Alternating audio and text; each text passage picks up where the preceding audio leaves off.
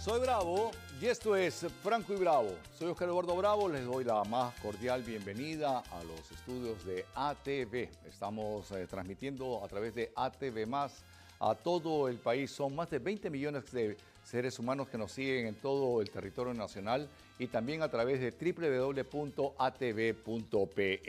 Hoy vamos a tener un programa muy variado donde vamos a tener a diversas personalidades, tanto del mundo de la política. Va a estar una joven promesa de Acción Popular, Leslie Stewart.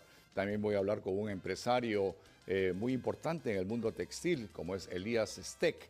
Estaré conversando con Hugo Almanza Durán, la voz de radioprogramas del Perú, y también vamos a estar conversando con un exministro de Transportes y Comunicaciones. Tenemos de todo en este programa y doy la más cordial bienvenida. Elías, ¿cómo estás? Qué gusto saludarte, una alegría para mí. Buenas noches, igualmente. Para mí el gusto. Adelante, asiento, por favor. Elías, tú eres un hombre de mundo, eres un hombre... A ver, presento a Elías. Elías y su padre son pioneros en la industria textil en el Perú. Trajeron las famosas camisas que marcaron época. Así es, tal cual. ¿No? Las camisas de cuello, de puño, Manfin, las grandes marcas. Entre otras marcas, ¿no? Porque también teníamos Manhattan, también teníamos Carven. Y si tú recuerdas, había un señor que llegó al Perú que se llama Armando Lazauca. ¿Quién era Armando Lazauca? El socio principal de Máximo Dutti. Y tú me preguntarás, ¿y qué cosa es Máximo Dutti? En ese momento tenía 40 a 50 tiendas en Europa y algunas en Estados Unidos.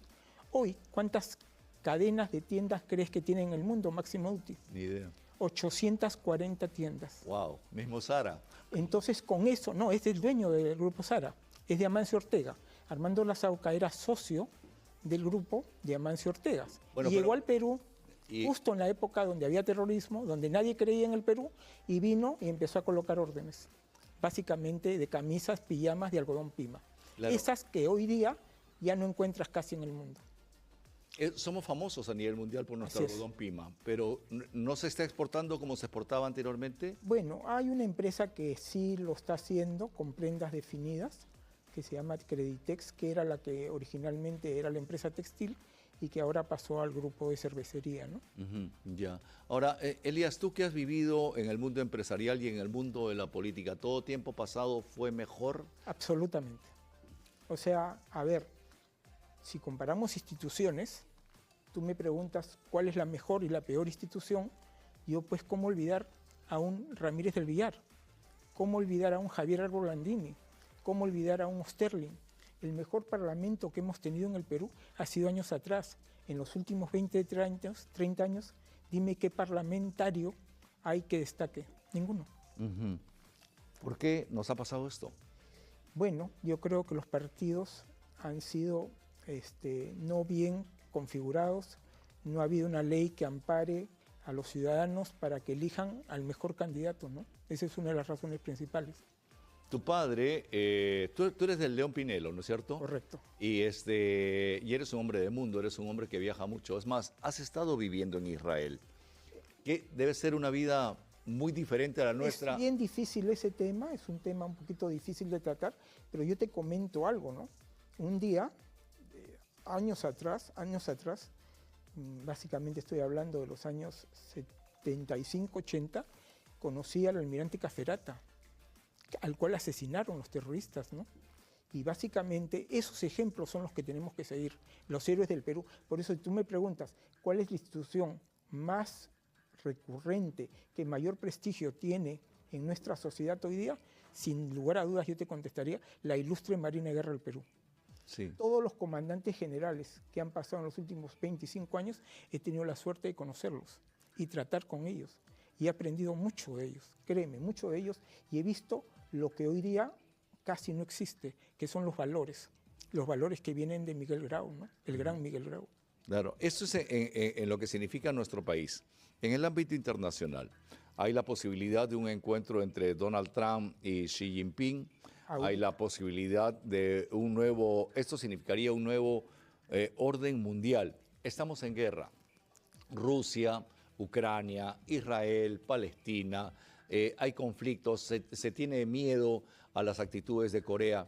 ¿Un encuentro de esta naturaleza cambiaría el espectro totalmente? Te comento, hace un poco de tiempo, unas horas, ya se confirmó la reunión cumbre entre el presidente de Estados Unidos y el de China. Eso ya está siendo en estos momentos un notable avance, no solamente para la paz, sino para lo que se llamaba la guerra comercial. Si tú recuerdas, hace semanas y meses que se viene hablando de la guerra comercial entre ambos países. ¿Con qué? Con aranceles. ¿Qué son los aranceles? Los tributos que se están dando de parte de Estados Unidos al competidor, es decir, a China. Y por supuesto eso afecta a la economía de todos los países. Claro, claro. Bueno, pues esperemos que la paz reine. ¿Habrá paz en el Medio Oriente? Bueno, es difícil de precisar eso, hay bastantes dudas al respecto, pero yo tengo mucha confianza en alguien que no sé si tú te has dado cuenta del papel que está haciendo en estos momentos. ¿Quién? Marcos Rubio. Es que Marcos Rubio... Es un latino que nos está dejando de muy origen bien parados. cubano, fue senador norteamericano, ahora es el secretario de Estado, viene a ser como el canciller, el ministro de Relaciones Exteriores. Es un tipo que no le tiembla la mano. Mira, le han quitado la visa a además Kirchner. Hombre de confianza del presidente Trump. Cierto, cierto. Así que por ahí yo tengo muy buena fe en que el camino no solo de la paz, sino de contribuir ya no a una guerra comercial, sino a unas reuniones que logren consolidar tratados de acuerdo comercial entre Estados Unidos, China y el mundo, va a significar muchísimo. Eso también relacionado con la apertura de puertos como los que tenemos ya en el Perú, que van a hacer que haya un mayor comercio, ¿no? Pues esperemos que todo nos vaya bonito. Querido Elías, muchísimas gracias por haber venido a mi programa. Un gusto. Hacía mucho tiempo que teníamos que hablar en televisión. Y todavía hay mucho por Y hay conversar. muchísimo más por hablar. Muchísimas gracias, don Elías Steck. Muchísimas gracias. Leslie, por favor, adelante. Encantado de saludarte. Esta bella dama es la secretaria general de Acción Popular en San Isidro. ¿Cómo estás? Asiento. Un gusto. ¿Cómo te va? Muy bien, muchas gracias. Qué joven, por favor. Yo encantado de poderte tener en mi programa. Me dices que es la primera vez que te hacen una entrevista de carácter político en televisión. Efectivamente, en televisión sí, en televisión abierta bien. sí. Voy a ser tu padrino. Sí, muchas gracias más bien por invitarme, por considerarme. Te he seguido justamente en las redes sociales y es por eso que te he invitado al programa, porque te veo una activista muy ferviente de un partido muy antiguo como es Acción Popular. Una mujer joven, ¿cómo así se involucra en un partido tan tradicionalista como el de la Lampa? Bueno, es una cuestión de familia, ¿no? O sea, mi familia siempre ha sido belaundista, yo tengo 40 años, tampoco es que sea jovencita. No parece. Gracias, tengo un hijo de 13, entonces esto ya viene de muchos años, ¿no? Mi papá siempre me inculcó la política como parte de mi vida y bueno, él acaba de fallecer ahora en abril. Y una de las cosas que le prometí era que iba a seguir mi camino en Acción Popular y no lo voy a dejar, ¿no? ¿Y por qué? O sea, ¿es básicamente la raigambre familiar? Sí, y bueno, obviamente, o sea, con todo lo que veo en el partido, cada vez me gusta más la democracia interna que hay, ¿no? Y las propuestas que hay de jóvenes también. Es un partido que definitivamente tiene mucho futuro, aunque la gente diga que no, en realidad hay mucha gente que está trabajando desde sus bases para poder después trabajar de manera más macro, ¿no? Leslie, ¿Acción Popular tiene hasta el momento 3 precandidatos a la presidencia o tiene más? 6. Tiene al presidente del partido. Sí, efectivamente, Julio. Que es Julio Chávez, Sí, ¿no? efectivamente. Tiene a Víctor Andrés García Belaúnde y a Alfredo Barnechea. Sí, Higinio Torres y también tiene a Edwin, al congresista. ¿Higinio Torres también está de candidato? También. Y tenemos otro candidato más que, bueno, están viendo el tema de las tachas estos días y se van a reconfirmar todos los candidatos. O sea, Acción Popular tendría 5 fórmulas presidenciales. 6 fórmulas presidenciales. Dime, ¿estás trabajando con alguna de ellas? ¿Te identificas con alguna de ellas? ¿Estás haciendo campaña con alguno de ellos? De la mano, no ahorita, porque recién estamos empezando, pero sí estoy en una lista para la Cámara de Diputados que es liderada por Ricardo Burga, que es la lista de Julio Chávez. Y bueno, yo estoy con el número 22, es un número que me gustó, he entrado tarde a la lista también, me decidí al final. Y bueno, hay muchos candidatos muy prometedores, pero ¿por qué estoy ahorita en esta lista? Es porque hay mucha juventud y hay muchas ganas de trabajar y mucha unión. de alguna otra manera es una lista de consenso que hay varias fracciones, no de todas lamentablemente, pero sí de varias fracciones, ¿no? ¿Por qué quieres ser diputado? Bueno, esto es algo que he querido toda mi vida. Yo siempre he ayudado, he sido reconocida por el Ministerio de Salud por hacer obra social. Nunca he necesitado un cargo político para poder ayudar a la gente y no lo voy a necesitar. Sin embargo, creo que al llegar a la Cámara de Diputados, bueno, yo pensaba que iba a ser el Congreso, ahora ha cambiado, creo que voy a tener más facilidades para poder ayudar a las emprendedoras, seguir ayudando a neoplásicas. Ahora que he conocido también todo el tema del hospital de Rebagliati, también quiero descentralizar un poco el tema de Padomi también. He estado en educación los últimos 4 años de mi vida, hay mucho que hacer ahí también. ¿Cuál es tu principal actividad? Bueno, yo tengo una productora que la acabo de abrir en Miami también, y bueno, tengo 20 años en Perú, pero en la época de pandemia la cerré justamente porque no se podía hacer eventos y me dediqué al tema de educación internacional, ¿no? Sí, pero mi principal actividad ahora es la política. La política. Sí. ¿Y qué es lo que, a ver, están las cámaras de televisión, aquí está el público que te va a elegir. Son ustedes, los jóvenes, los que van a decidir el destino de la nación. Se tienen que identificar contigo. Efectivamente. O quien dice qué vendes, qué ofreces, o qué leyes son las que piensas dar, por qué la gente tendría que votar por ti. ¿Cuál es tu propuesta política? Mira, yo estoy enfocada en tres propuestas. La primera es para las emprendedoras, que he trabajado para ellas. Yo he sido emprendedora durante mucho tiempo y he tenido SUNAT, que en vez de ayudarte te chanca y no te deja crecer. Entonces, tengo varios proyectos de ley que quiero desarrollar para ellas. Más el 15 de noviembre estoy haciendo un evento que se llama Mujer por el Cambio, donde voy a tener 5 expositores y es un desayuno. Y eso se va a hacer periódicamente cada 2 meses. Va a ser liderado por mí, lo hice también en pandemia, pero online, que se llama Grupo de Mujeres Emprendedoras en Perú, que no solamente eran peruanas, sino también de otros países, pero esta vez sí me voy a enfocar solamente en Perú. Y bueno, tengo un montón de, como te digo, proyectos de ley para ellas, para poder facilitarles el tema del crecimiento, ¿no? Y de la formalización. Muchos piensan en las pequeñas empresas, pero no piensan en las personas naturales con negocio que tienen RUC 10, ¿no? Y no pueden crecer porque tienen la SUNAT que los chanca. Esa es una. Como te comenté, el tema de salud para mí siempre ha sido muy importante. He visto como personas se han muerto por falta de hospitales, falta de camas, falta de médicos. Hay 144, hasta mayo de 2024, 144 médicos por 500.000 afiliados a Padomi, y eso tiene que cambiar. Entonces ahí también viene el tema de educación, poder hacer algunos match con universidades del extranjero donde puedan capacitar y formar enfermeros para poder traerlos después a Perú, a que puedan ayudar con el tema de descentralizar justamente los hospitales, ¿no? Y poder tener más médicos para la gente que lo necesita en casa, que en verdad, o sea, tú puedes pedir que vaya el médico de Padomi a tu casa y no aparece después de 2 semanas, y ya después de 2 semanas no te sirve de nada, ¿no? Entonces, así hemos estado nosotros, mi familia, hasta abril de este año, ¿no? Entonces he visto varias cosas que realmente se tienen que cambiar, hay mucho por cambiar.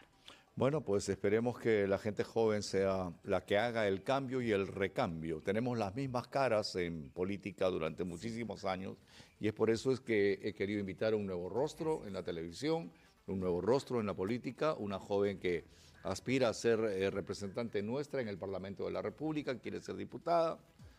Que Dios te bendiga. Gracias, gracias. Si Él quiere, entras. Si y no quiere, espero venir en algún otro momento para igual contarte también las reformas en el tema judicial, juicios de alimentos, todo el tema de tecnología que quiero implementar si es que llego a hacerlo. Y si no llego a hacerlo, igualito quiero trabajar de la mano con los congresistas que sean de mi partido y poder llevarles estas propuestas, igual se puedan implementar. Como te digo, yo estoy trabajando desde ahorita, trabajo desde hace 20 años en poder dejarle a mi hijo un país bastante más llevadero que el que tenemos, ¿no? Enhorabuena. Enhorabuena. Te deseo suerte. Muchísimas gracias por la entrevista. A ti las gracias. Ha sido Leslie Stuart, secretaria general de Acción Popular en el distrito de San Isidro, que se presenta con el número 22 en las listas internas de este partido político. Cuando regresemos, la voz que van a oír les va a traer muchísimos recuerdos. Esto es Franco y Bravo. Ya volvemos. Franco y Bravo, soy Oscar Eduardo Bravo por ATV+. Cuando escuchen la voz de mi invitado, van a empezar a hacer memoria y van a decir dónde lo hemos oído desde chiquitos durante muchos años, porque estuvo él al frente de los micrófonos de Radio Programas del Perú. Hace más de 7 años que ya no está ahí, pero sin embargo su voz se le recuerda Y cuando uno camina por el centro de Lima, también de repente uno escucha la voz de Hugo Almanza Durán. ¿Cómo estás, Hugo? Bien, Me gusta Felipe. saludarte, hermano. Igualmente. Bienvenido, un placer. Maestro de maestros. Hemos trabajado juntos en radioprogramas. Y, ¿cuánto tiempo estuviste en esa radio? 30 años. 30. 30 años. 30 años. Y una faceta que poco se conocía de ti, ahora ya eres una estrella prácticamente de los discos, es estos temas musicales y estos poemas narrados por ti y estas reflexiones.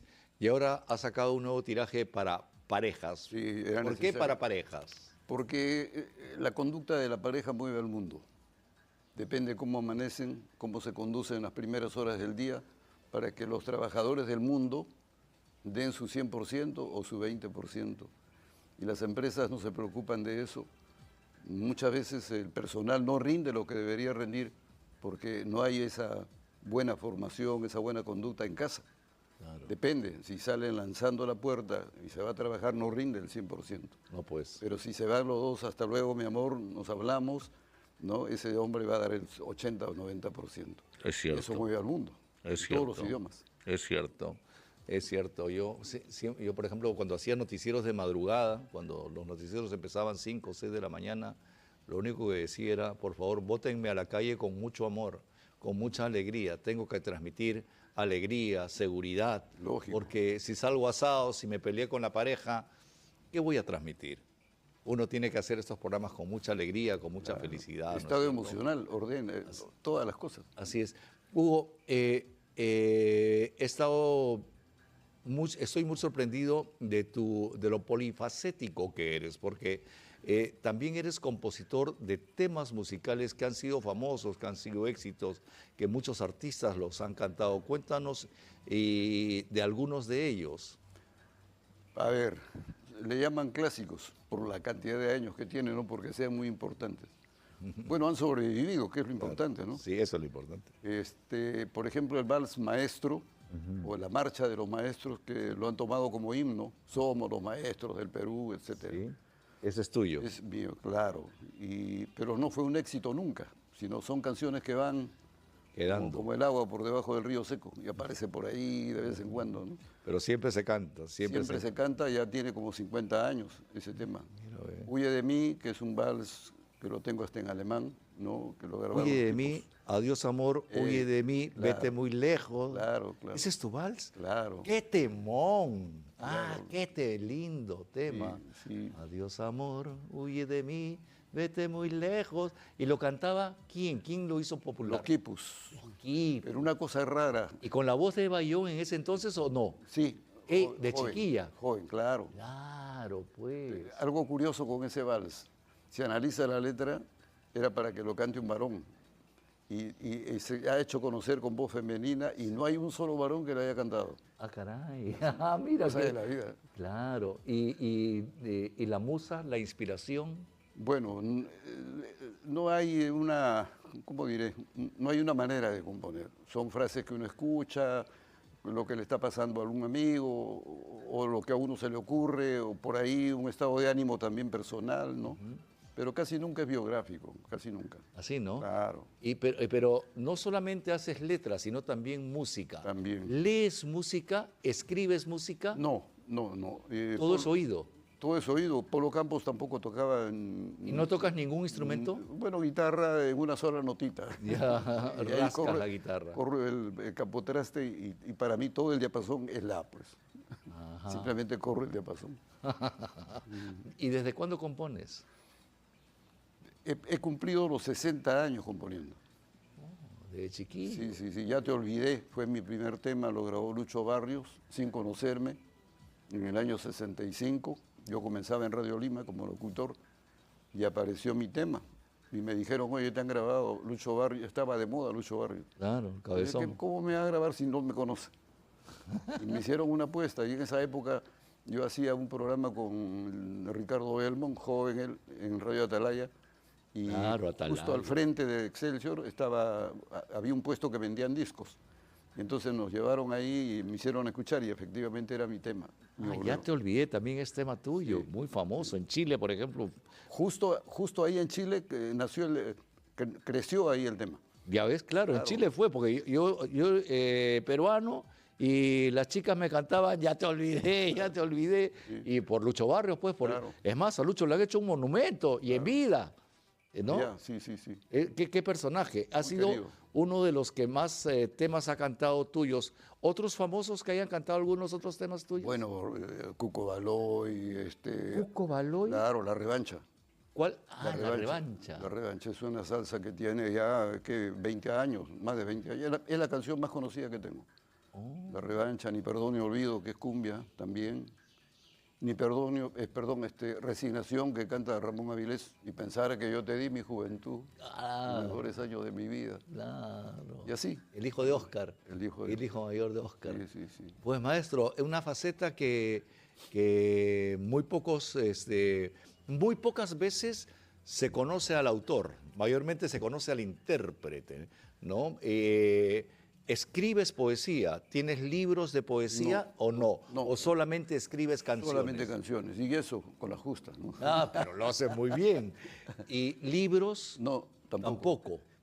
Sueño con hacer uno para parejas. ¿Por qué tu tema de parejas? Te decía, porque mueve al mundo. Y hay errores en la conducción de la pareja.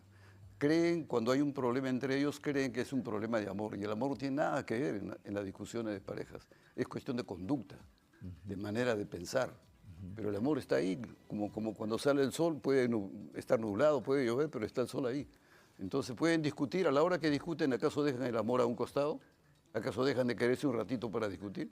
Cuando están discutiendo, se están amando, ¿no? Pero eso no lo entienden. Y como cada uno de ellos tiene razón en su conocimiento, de acuerdo a su lógica, ¿no? Ella quiere que el hijo sea vegetariano y él quiere que coma carne, ¿no es cierto? Y como los dos tienen razón porque tienen argumentos, entonces ninguno acepta la razón del otro. Bien, ahí se Qué buena se pasa reflexión. ¿Tienes pareja? Claro, por supuesto. ¿Hace cuánto Familia. Vivo con mi esposa hasta 60 años, Qué bonito. ¿Cuántos hijos has tenido? 4. Hugo Almanza Rosado es Claro, tu hijo. sí, también Siguió tus pasos. Claro, trabajó en RPP 20 y tantos años. 20 y tantos años. ¿Y esa voz, de dónde eres? ¿Tú eres limeño? Nacido acá, de padres de la sierra. pero ¿De qué nacido parte en- eran tus padres? Mi padre fue de Aymaraes, en Apurímac, no crecí En con Apurímac, él. Claro, ya. no crecí con él. Y mi madre, guarochirana. Ah, mira, pero qué muy buena entonación. ¿Cómo educaste tu voz? Nunca la eduqué, la dejo fluir. Hablas como tal. Como Heráclito, todo fluye, maestro. Que no eres de los que imposta. No, o que habla con el diafragma. No, Hablas tal cual, con para tus nada. pulmones común y corriente. Así es. Muchos te imitan, muchos te han seguido, muchos han querido seguir el estilo. ¿Es fácil ser locutor en el país? No, mira, si tienes condiciones para ser atleta, ¿no? Pues te ve el entrenador y cree que eres un buen atleta y si rindes como atleta, pues te conviertes en atleta. Eso pasa con el locutor. Cualquier persona puede hacer locución, no necesita estudiar. Nuestros referentes, todos los exitosos, ninguno ha estudiado, todos somos empíricos. Sí, pues. Pero ¿de qué te vale un cartón de locutor de 5 años si a la hora que llegas a grabar no articulas bien, no muerdes bien, no masticas bien las consonantes con las vocales? Entonces no vale. Claro. Entonces la conclusión es, ¿cualquiera puede ser locutor? Por supuesto, si tienes condiciones. Si hablas con claridad, si tienes una entonación más o menos agradable, puedes ser locutor. Claro. Muchos años has madrugado para hacer los noticieros. 20 años, maestro. ¿No es cierto? 4 de la mañana. 4 de la mañana te tenías que levantar, tenías el horario volteado. Y en una época, esquivando a los que nos seguían, pues, terrorismo. ¿Te acuerdas? Claro. ¿Te acuerdas? Nos tenían que poner seguridad para poder llegar a la radio. Claro. Teníamos que cambiar las rutas. Frente a mi casa explotó un coche bomba. Igual. Claro, mis vecinos que están escuchando o viendo el programa lo saben. Frente a mi casa pusieron un coche bomba. Claro, sí, nos veían salir. Es que el coche de RPP tenía pues El logotipo, logo, pues. claro. El logotipo. Tenían los Nissan Sunny. Entonces los vecinos me veían llegar el carro a las 4 de la mañana a recogerme. Igual me pasó a mí en la esquina de Javier Prado con la avenida Aviación, que daba el edificio Solgas frente al Museo de la Nación. Nosotros pasamos, damos la curva para lo que ahora es la nueva vía expresa de Javier Prado, y en ese momento, ¡blum!, estalló pues todo el edificio. Vivíamos en zozobra. Claro. ¿Cuántos muertos? Y ahora seguimos en lo mismo. Sí, pues. ¿Cuántos muertos? Una muerte distinta. Sicariato, 7, 8, 10 personas por día. Antes era un tema político, antes era un tema de terrorismo salvaje. Ahora hay otro tipo de terrorismo y no pasa nada. Tú como observador, ¿qué crees que va a pasar con el país? Eres un hombre que has estado al pie del fusil, al lado de las noticias durante más de la mitad de tu vida. Lo que está pasando ahora, mi estimado Oscar Eduardo, ha pasado toda la vida. Si escuchamos a Bedoya en sus discursos, es como si estuviera hablando ahorita. Si escuchamos a Alan García, es como si estuviera hablando ahorita. Habla del sicariato, todo exactamente los mismos términos. Lo que pasa es que no teníamos la globalización que tenemos ahora. Ahora todo el mundo opina, nos enteramos de todo lo que pasa. Antes había... Eso no quiere decir que estemos bien. Digo que no estamos tan mal como creemos. ¿Y qué es lo que se puede hacer? Hay medidas muy singulares que no he venido acá a decirlas, pero se nos ocurre a los que estamos de a pie y no a los que están arriba, lastimosamente. Sí. La lógica del hombre y de la mujer de la calle es la que debería de aplicarse. Lo que oímos en la combi, en el tren, en el metropolitano, en los colectivos, son más sabios que nuestros mandatarios. Sentido común. Así es. ¿No? Sentido común. Ayer, por ejemplo, he estado viendo y con mucha alegría y seguridad a la gente en los alrededores del Parque Kennedy. Salió el ejército, la marina, la aviación, armados, patrullando las calles, y el ambiente era otro. El ambiente era diferente. Y si tenemos a nuestras Fuerzas Armadas, es para que nos cuiden, es para que nos protejan, ¿no? Claro. Esperemos que a nuestro país le vaya bien. Pues, don Hugo Almanza, ¿cómo te ubican? ¿Cómo estás en las redes sociales? Claro. Y aquí tienes el teléfono, el 997-903-821, el teléfono con el cual pueden contactar si desean este tipo de músicas, y también como Hugo Almanza Durán, @gmail.com. Hugo Almanza Durán, un gran amigo, un gran colega, un maestro de periodistas y de locutores. Para mí un gusto, un placer y un honor reencontrarme contigo. Hemos trabajado muchas horas juntos frente a los micrófonos de la radio, y verdaderamente un placer verte, que sigas componiendo, que sigas trabajando, que sigas haciendo cosas, y que, como siempre, como gran maestro, nos sigas enseñando. Muchísimas gracias, Hugo. A ti, Oscar Eduardo, muy agradecido por la entrevista. A ti, muchísimas gracias. Gracias, hermano, muy gentil. Un gran abrazo. Igual. Y saludos a tu hijo. Gracias. Saludos por casa, muchas gracias. Ahora presento a don Juan Barranzuela. Adelante, por favor. Don Juan Barranzuela ha sido ministro de Transportes y Comunicaciones. ¿Cómo estás, Juan? Qué gusto saludarte. Qué alegría. Adelante, por favor. Toma asiento. Pues como ministro de Transportes y Comunicaciones has visto una serie de factores importantes, y tú eres un consultor internacional. Ahora te he invitado para que hablemos un poco de lo que significa un tema que tú dominas mucho, que son el tema de puertos y el tema de la agroexportación, y sobre todo la presencia asiática en nuestro país. Tú has ido a la China, has estado en el Asia, has estado en Corea, conoces la cultura, la idiosincrasia de los chinos. Chancay ha hecho que la geopolítica, la geoestrategia dé un giro total, y los chinos están mirando a Perú como una nueva China. ¿Será factible?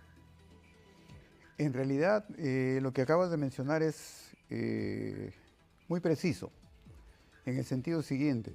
La historia nos ha demostrado que a través del tiempo se ha ido evolucionando en función al comercio, y el comercio ha demandado que se vayan estableciendo rutas, muchas de las cuales se transformaron de rutas terrestres a rutas marítimas, y actualmente más del 93% del total de mercaderías en el mundo se mueve por el mar.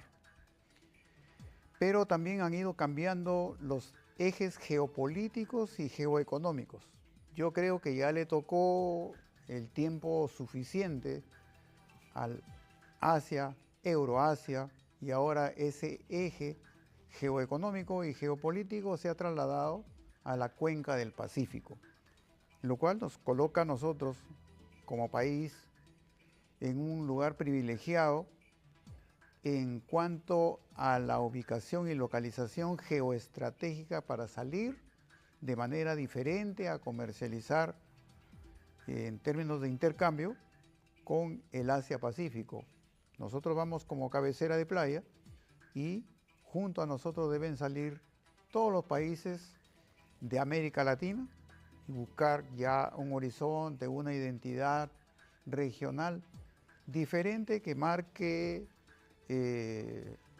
una situación absolutamente distinta entre lo que conocíamos nosotros como historia para América Latina, porque ahora ya nos tocó, como se dice en la historia, nos tocó ser los protagonistas.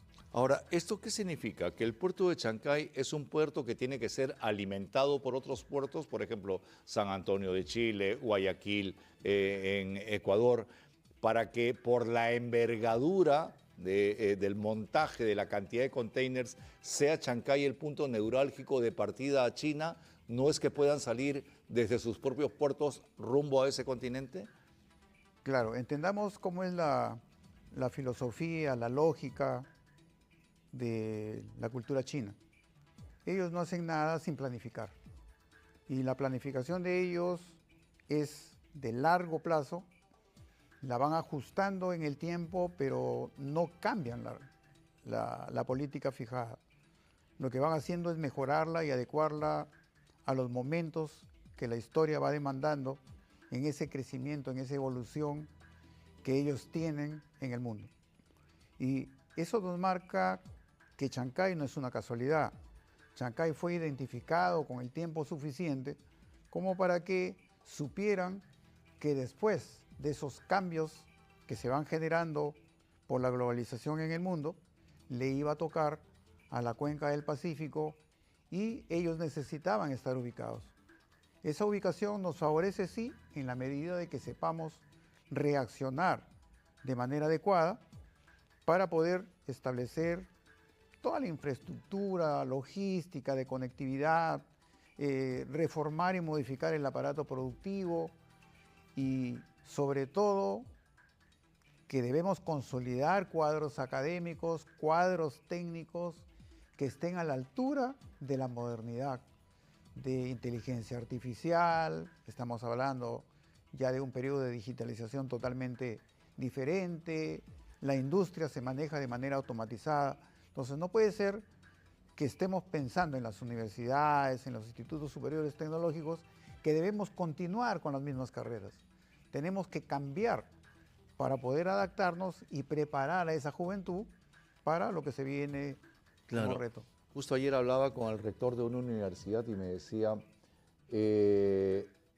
van a nacer 10 carreras profesionales nuevas que ni siquiera han sido inventadas, ¿no? Que ni siquiera han sido inventadas porque esto de la inteligencia artificial cambia completamente. Las megaobras de los chinos, las grandes infraestructuras que hace China, el sistema ferroviario. Tú cuando eras ministro de Transportes y Comunicaciones se hizo el planteamiento del tren Tumbes-Tacna, también se hizo el planteamiento del tren longitudinal que pueda unir la costa del Brasil con la costa del Callao. Tuviste encuentros con gente de la China, con gente de Corea. Estos proyectos que llevaste, ¿han podido ser encaminados? ¿Continúan? ¿O como siempre se trajo una buena idea, pero fue la idea del otro y esto se quedó escondido? A ver, lo primero que hicimos fue actualizar el Plan Nacional Ferroviario, que ya tenía muchos años, que no se modificaba. Y a partir de ahí dejamos consolidado el tren Grao, Tacna-Tumbes, el tren Inca, desde Cajamarca hasta Puno. Dejamos el corredor ferroviario bioceánico de integración, lo dejamos incluso con un código unificado de inversiones a nivel de idea, que viene desde Santos, pasa por Bolivia y termina en Hilo. Eso quedó en el Plan Nacional Ferroviario y lógicamente también fue incorporado en el plan multianual de inversiones para que pudiera continuarse. El tren de cercanías, Lima-Ica, son en realidad partes, componentes de un todo que es el tren Grau. Muchos de ellos se han continuado, algunos ya tienen avance, e incluso se escucha en los noticieros a veces, en las declaraciones que hablamos de que el tren más veloz de la costa que se prevé va a ser el de Lima-Ica, desarrollará pues 150 kilómetros por hora. Sin embargo, ahora esas velocidades han sido sumamente avanzadas, superadas en China, porque la última vez que estuve en Beijing, viajé de Tianjin a Beijing, te hablo del año 2016, y el tren de alta velocidad ya desarrollaba 300 kilómetros por hora. Claro. Y Chancay definitivamente está creado no solamente para atender el mercado nacional, que es el gran error que tenemos. Ha sido creado específicamente para transformarse en el hub portuario que recepcione carga de ida y vuelta al Asia-Pacífico, pero fundamentalmente la carga de América Latina. Si hasta el año pasado teníamos un monto aproximado de intercambio comercial con el Asia-Pacífico de América Latina de 500 mil millones de dólares, esa cifra va a crecer exponencialmente, porque no solamente es atender lo que ya se tiene, que va creciendo con su propio ritmo, sino que se van a incorporar ya con este puerto muchas áreas que actualmente no están en desarrollo, porque ya van a tener la oportunidad de poder sacar su producción en tiempos más cortos, en términos de alta rentabilidad, y que lógicamente los van a posicionar en el mercado. Pero si nosotros queremos pasar a la historia sencillamente como facilitadores de carga, no tiene sentido, porque a ver, el desarrollo minero, la exportación de minerales, somos potencia en cobre y en derivados, y la agroexportación, por ejemplo, ahora hay mucho producto congelado, mucha fruta congelada, y Perú tiene esa capacidad. Solamente la producción de uva Red Glow de todo el año del Perú se acaba en un día, en el día del Año Nuevo Chino. O sea, el mercado que tenemos es inconmensurable. Así es. ¿Qué hacer para que las pequeñas, medianas empresas, los grupos familiares, cómo hacer que la economía peruana en su conjunto se integre y no solamente puedan estar las grandes corporaciones? ¿Cómo lograr el poder penetrar un mercado tan rico como el mercado chino? Tenemos que cambiar el chip. Tenemos que caminar y trabajar de manera diferente.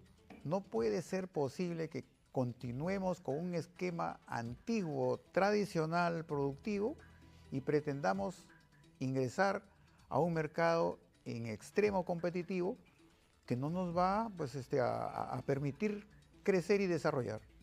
Tenemos que innovar, tenemos que articular, porque a veces pensamos que lo que producimos es lo correcto para poder salir al mercado. ¿Por qué no pensar en que ese producto tiene otras zonas de producción y podamos concentrarlas, transformarlas, agroindustria de exportación, y luego salir en bloque hacia el Asia-Pacífico? Claro. Por ejemplo, ellos son muy consumidores y muy admiradores de la lana de alpaca. La lana de alpaca, pero no botada como materia prima, sino industrializada en prenda, el valor es diferente. Claro que el valor es totalmente distinto. Entonces, como dices, tiene que haber un cambio, el chip educativo, básicamente, el que podamos aprender finanzas, negocios, porque todavía tenemos una educación obsoleta. Claro, por eso es que te decía, ¿no? Tenemos que repensar, hay que generar una cultura totalmente diferente a la que tenemos. Y ello pasa por cambiar las políticas de gobierno por políticas de Estado, donde sea quien fuere el partido político que entre, tenga que respetar lo que ha sido un acuerdo para que podamos tener un crecimiento sostenido durante el tiempo. Pero lo más importante en este caso es que entendamos de una vez por todas que los esfuerzos que desarrollemos tienen que ser definitivamente regionales como región sudamericana. De esa manera vamos a cambiar. Ya tuvieron su oportunidad los grandes continentes. Ahora nos toca a nosotros. No podemos estar pensando en una unidad de país, sino una unidad de continente suramericano. Ahora, ¿por qué le han puesto los chinos el ojo al Perú? ¿Por qué quieren invertir en Perú los chinos más que en otros países de este continente? ¿Qué de distinto, qué de diferente? ¿Por qué somos raros? ¿Por qué nos han puesto la puntería? Primeramente porque tenemos una ubicación, como decía, geoestratégica. ¿Qué significa? Que a través nuestro pueden ellos nuclear el abastecimiento de materia prima, principalmente, por ejemplo, para su alimentación.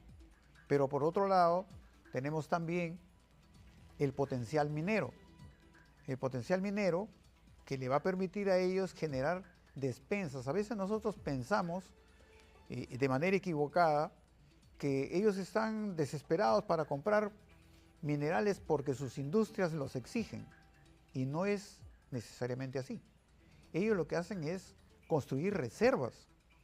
Ellos no están utilizando en la gran mayoría el mineral que nosotros exportamos y que otros países de América Latina exportan. Entonces, Ellos están almacenando. claro, ellos tienen Ellos tienen sus reservas. Es más, tienen mucha inversión en minería, y ustedes ven que hay minas que no las están explotando, porque para ellos son reservas. Entonces, van acumulando y tienen una gran cantidad de reserva en todo el mundo de minerales. ¿Qué significa eso?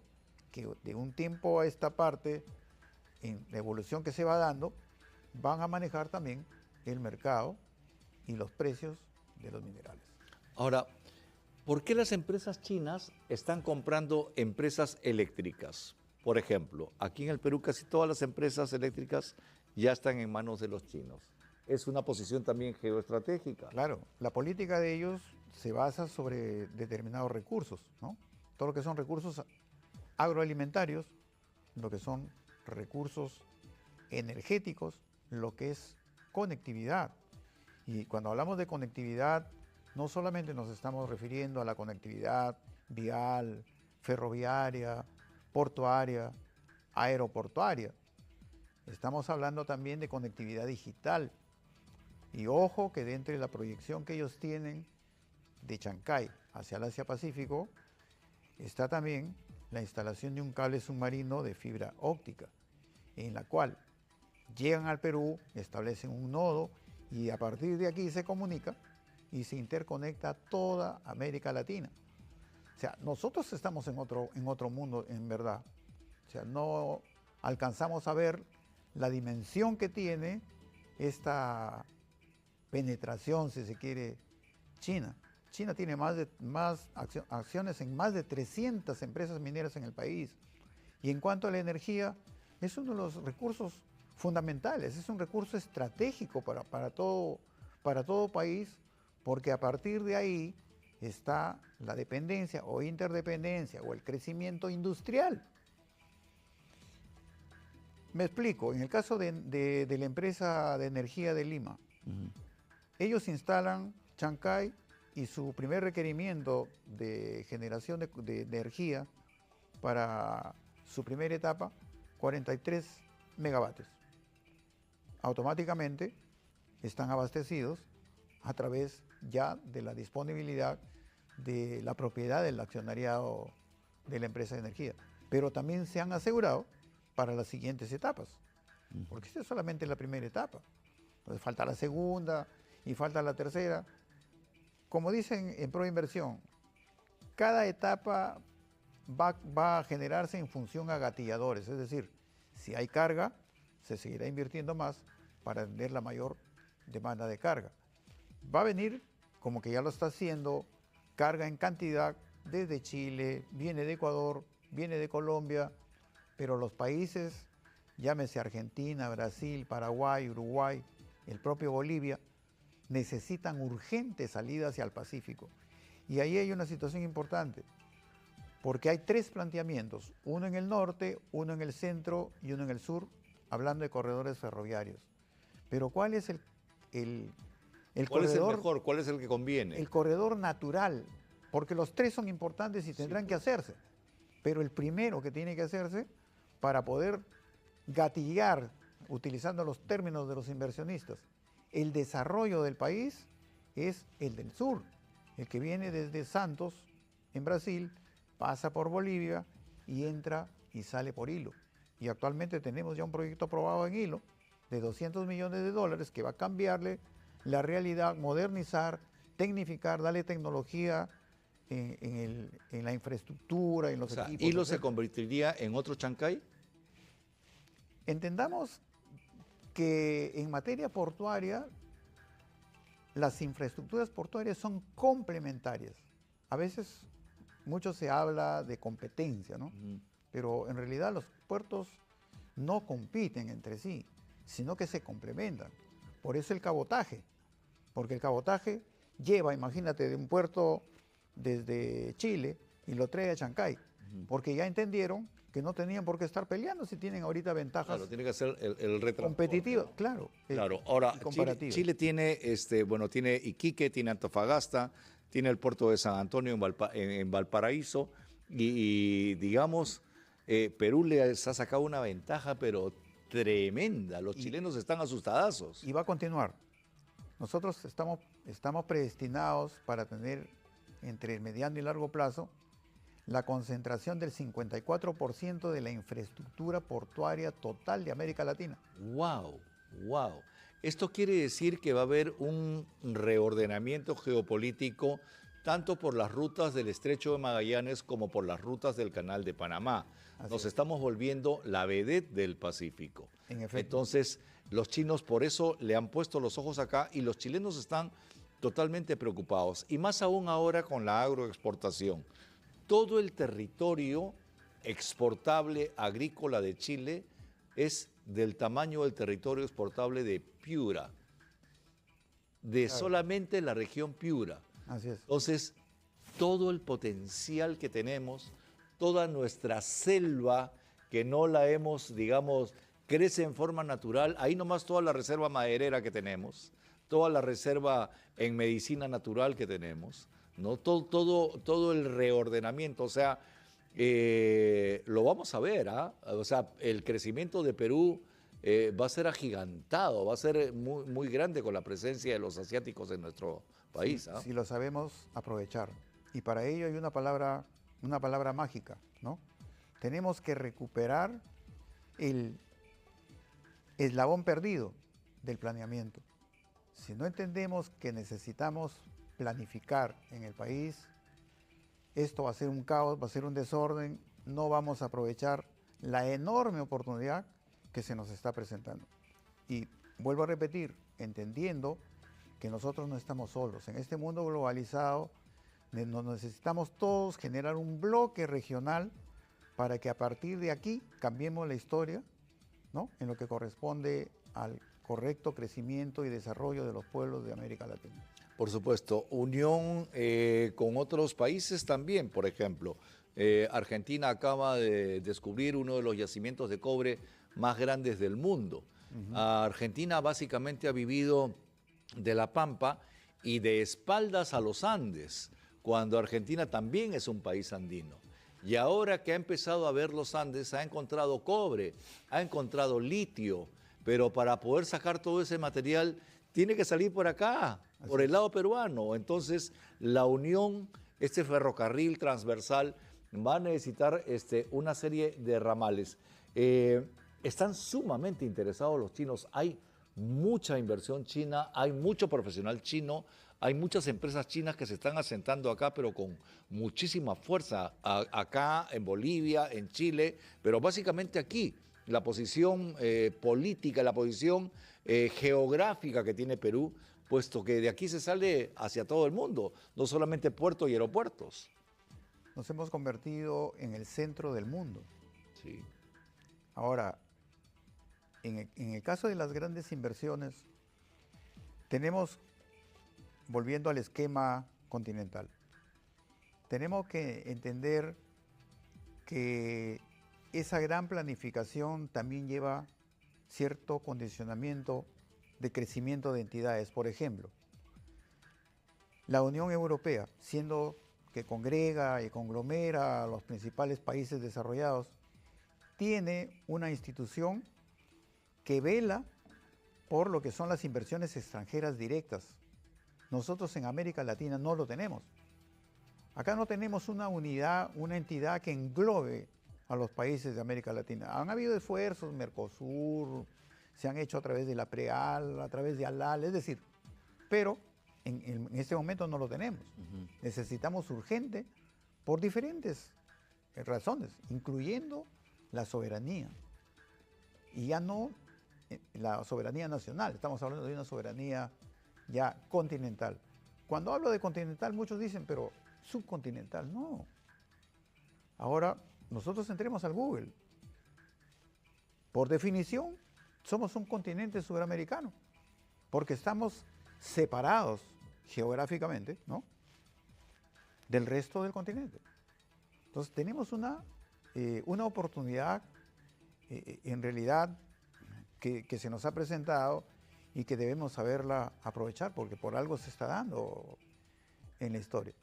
Chancay, de alguna manera, es el disparador de la economía continental, pero, vuelvo a repetir, tenemos que articularla. Mira, tú tocaste Argentina. Argentina solamente tocando una provincia, en el caso de Argentina. Los que están más al norte, ellos son productores de limón. Sí, pues. Tucumán. Claro, pues Tucumán. Pero curiosamente, Tucumán, de los 178 países, 152 son abastecidos por ese estado. Y ellos han manifestado su predisposición para salir por hilo. ¿Dónde estamos mirando? Estamos planteando proyectos que, vuelvo a repetir, son prioritarios, pero hay prioridades, pues, primera, segunda, tercera.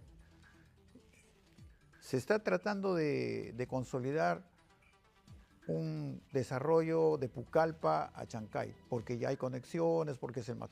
Pues, pero tenemos un problema.